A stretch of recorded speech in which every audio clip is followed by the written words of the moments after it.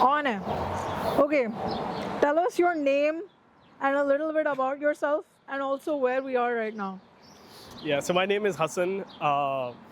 I have just graduated from Johns Hopkins like this past month. And I've been here on campus since like spring 2022. Meet Hassan, an amateur gamer, chef, and political theorist, but definitely a professional hater. Over the past year, we became super close. We were RAs in the same building, literally one floor above and below each other. Plus, we basically speak the same language, have the same cultural references, and we both really love food. Hassan is like an extension of my family, which means that while they're always there for me and support me through everything, they also are the first to dunk on me whenever I do something stupid. It's quite evident why they were the best person I could think of to feature this location with me. So I'm originally from Pakistan. My family and I, we're originally from Lahore, though I've lived all over the country in Pakistan. And currently we're standing outside Punjab Groceries, which is the only South Asian like Desi grocery store at like a walking distance from the campus. Okay, sounds good. We're gonna go inside now, and as we go in, just tell us like how often do you come here, or like when do you come here? I think I probably should have come here more often than I have in the past. Partly because living on campus is kind of like messy in terms of the opportunities you get to cook for yourself. It's pretty busy. I've lived on campus housing for like all of the time that I've been on campus. First as an underclassman and then as a resident advisor. So I haven't cooked a lot, but I've cooked a lot during summers, and this place has been like a life changer in that regard. Very true, very true. Especially the summer after my sophomore year, when I was a rising junior, I would buy like a bunch of stuff from here to cook for myself, and it makes things easy. And we can talk more about this as we go through the stuff offered here. Let's do it.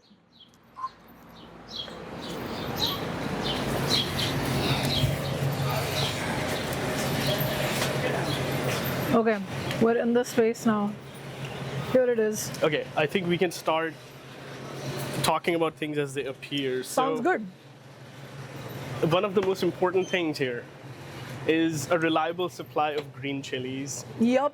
Which is kind of rare in the US. If you've shopped at grocery stores here, you can't necessarily find like the spiciest chilies, but this is a place to get them if you really want to incorporate them in your food. 100%. I've also been there and done that here. Another thing, mango-based desserts and products. So first of all, it's like these mango fruit juices by Nestle, but these are originally exclusively like sold in South Asia, especially in Pakistan, and you can't find these in the US outside of like Desi stores. So getting these is important.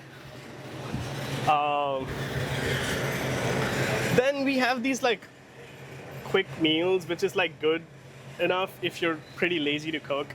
Yep, But we're not going to get them today since I am out of college and I have time to cook for myself now. These definitely sustained me a lot. I have to say the paneer rolls are really good. They're like genuinely so delicious. Actually, I have a story to tell. In my freshman year, I bought a paneer roll from here, and I didn't have a microwave in my room, and it was the middle of the night, and I was on video call with my mom, and I had a fridge and an electric kettle. Let's move there so the audio is clear. Yeah. And she told me to make it in my kettle, like a what is it called, like a Bain Marie style double boiler. But basically, I heated up water in my electric kettle, and the plastic casing of the wrap, I put it inside the kettle and closed the lid of the kettle, like vertically inside, and it was so bad. It was so disgusting. That's horrible. Do not abuse your paneer rolls, guys. Okay, but yeah, they have like a bunch of frozen and refrigerated stuff, which is pretty good. Yep. Including some beautiful hybrid dishes like naan pizza eggplant. I don't know how I feel about that, to be honest. I feel like I would eat that. Good for you, good for you. I've had like seekh kebabs and frozen bun kebabs from here. They're like nice snacks. In my Yeah, opinion. good snacks. Well, actually, both of us tried to have this, if you may remember, last semester. Yeah. I was that- absolutely going through it, and we tried to cook this, and we did a miserable job. We did a miserable. It was. the It was dosa's really bad. already cooked, and re-cooking it on the pan Yeah, just like we- doesn't work. Yeah, we didn't do a good job, but it's objectively a good option. to have. Another important thing, chai. Yes, chai. So we have all the most famous brands from Pakistan and stuff. That's like the place where I've grown up and have had chai there. So the 1st is like Tapal Danedar. This is pretty solid. Try this if you want to start with like basic chai first, before moving on to like mixtures with masala and stuff. So, and I think This is one of the most frequent things I get from here is yeah. biscuits. I mean, in America, biscuits are something different. They're scones, and cookies are biscuits, and biscuits are scones, and scones are something else. But these are biscuits in my book, and I like coming here to get Parle G, excellent with chai. I like getting Jim Jams and bourbons. What's your Oh yeah, the favorite Jim biscuit? Jams for sure. Jim Jim Jams. Jams? For sure. Jim Next Jams are American. so superior. Show the Jim Jams to the camera. This will change your life if you've It not will had it. change your life, yeah. Okay, what's next?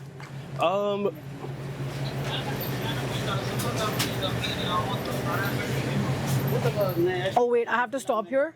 This is the holy grail, guys. Szechuan chutney.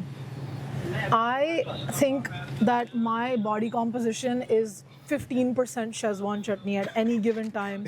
This is the secret to my cooking. If anyone has had anything that I've ever made and said, wow, Mriganka, you're a culinary genius, this is the secret. It is. This entire section is really cool, and it has like a significantly good amount of variety here compared to like even like bigger desi grocery stores.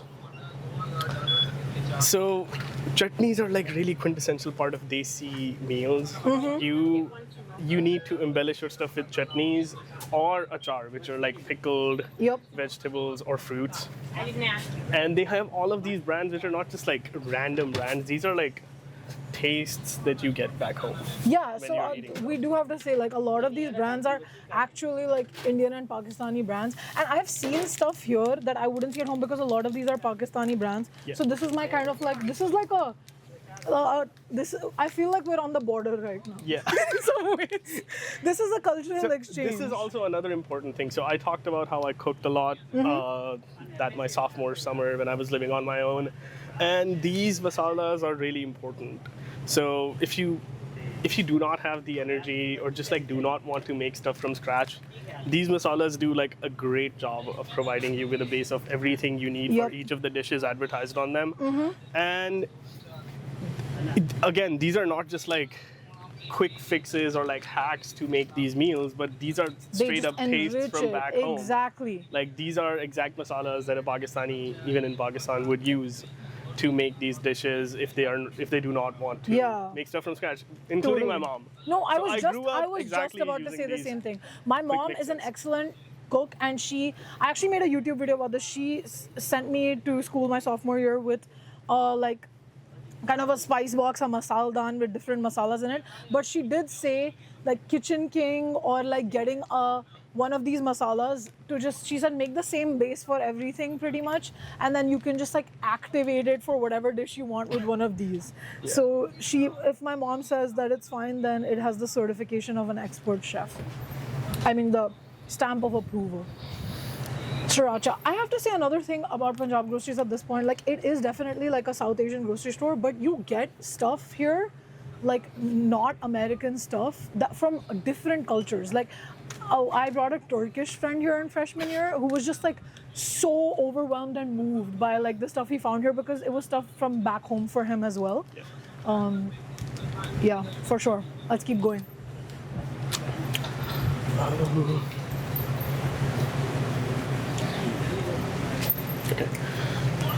So these are kind of like a step up from like some of the masalas. These are kind of like dehydrated entire meals. Yep. But you can make them. These are like good bases. I guess they provide you with less customizability in a sense. But these are pretty good. I've used these a couple times. Sounds And good. they turn out pretty well. I have to shout out this. We're approaching a very special zone right now.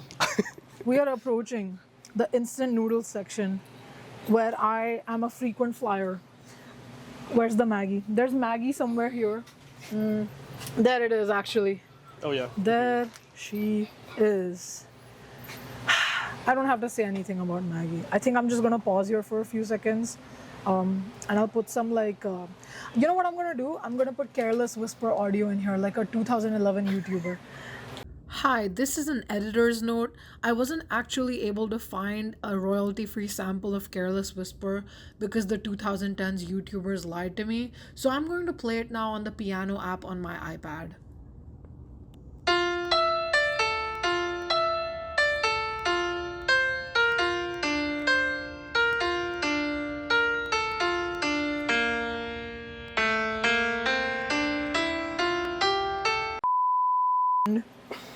Here we have other instant noodles. On Diwali in sophomore year, I made like a Diwali meal for my friends, which was like Hakka noodles and chili paneer. And they liked the chili paneer so much that I had to make it again on the same night. So, yup.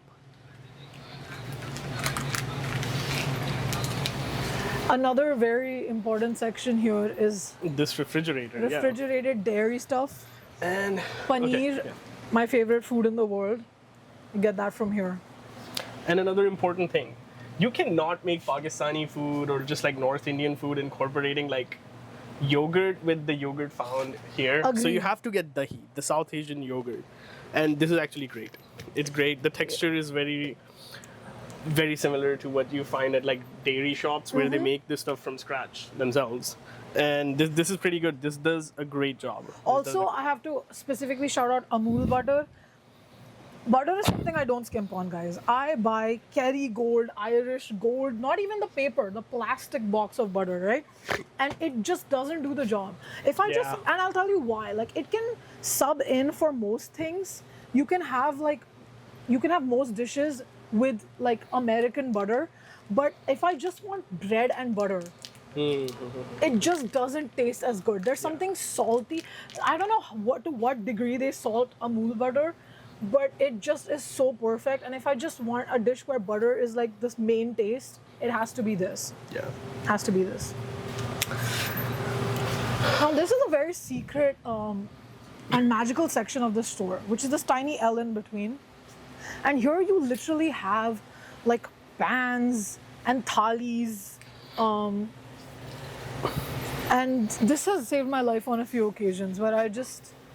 Oh, also there's like skewers, and one make time I was kebab. here, there was like a really long skewer type thing. I think it's to pull stuff out of a tandoor. Oh, I see. And I took a corny photo shoot with it like it was a lightsaber. Like right over here, I took pictures with the long. It was like a spear.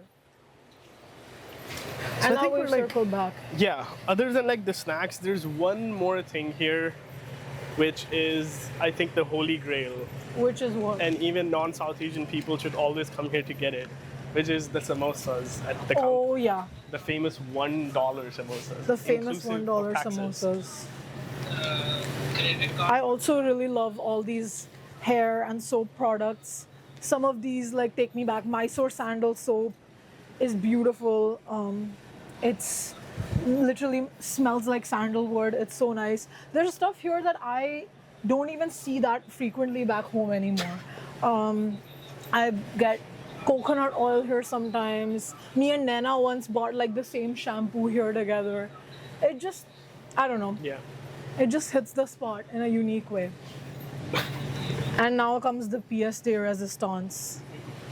The $1 samosas, made fresh every few hours, I would say. Every few hours, right? You in the back, cannot yeah. walk into the store and not come for. Sometimes we come here only for the $1 samosa. Yeah. It's like going to the mandir and not getting prasad. Like that's the whole purpose of going to the mandir, you know.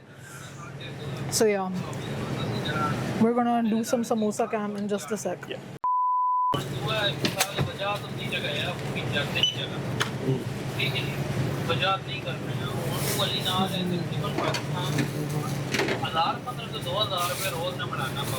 कहीं ना यार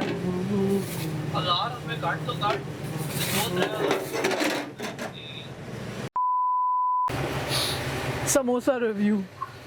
I just ate one entire samosa because Was I it couldn't good? wait to get out of the store. They're really good. They're really good. They're genuinely excellent samosas. Like all of my friends who I bring here, Indian or not Indian, are Yeah. just obsessed with the samosas. $1, so good. It's $1. I think that itself is like huge. Yeah. But like on top of that, the coating just like is right. And the spicing of the aloo mix is really good. It's really good. It's not like bland or anything for like South Asians, but it also like not too spicy for Yup. most people in the US. Especially when they're like fresh out. Actually, last week when my mom was visiting, me and my mom came here and my mom was like chatting with uncle and everything. And when we left, we were just about to get in the cab because we had a lot of like stuff from Giant. So we had called a cab to literally go 5 minutes away. And we were getting in the cab and he came running out. He's like, abhi fresh samosa bane hain." And then we came back in. My mom like ran back in. Yeah. And I was really stressed that the Lyft driver would get mad that we were making him wait. But my mom is such a genius. She brought a samosa for the Lyft driver as Yeah. well. Yeah. But yeah. I think we have great an place. unspoken understanding, a punk house pact, that if anyone is in this area, they have to bring You samosas have to for bring samosas, everyone. Yeah. Milk wikis! I haven't had these in so long. Okay. This is a freestyle. What does community mean to you, or what do you want viewers of this project to take away? I feel like answering what community means to you is a little difficult, but what I can share is maybe a story of how like Punjab itself has helped me form communities and maybe explain who I am to other people, and that Yeah. was through cooking. So I was mentioning cooking a lot again during the summer after my sophomore year, and I was living on my own in the city while working for a local nonprofit called Dent Education. And a big thing that became part of like the culture at work was kind of like a potluck style of sharing meals or inviting people to eat food with them. And I would make some of the dishes that I grew up eating and shared it with people, shared recipes. And I feel like I could not have obviously done that easily without like Punjab Groceries being here and getting all the supplies that I needed to cook those meals. And I feel like those days and those events like became a really integral part of like how I fostered my friendships with the people I was working with, even though I was from a completely different continent, like thousands of miles away. But we got to share so much through the food that we were cooking for each other. Okay, that's perfect actually. There's also like Middle Eastern stuff here, like I said before, a lot of Middle Eastern stuff. Olive oil, and pita bread, and a bunch of other stuff. I love how you just mentioned like olive oil as the Middle Olive Eastern stuff. oil, yeah, the most important Middle Eastern food.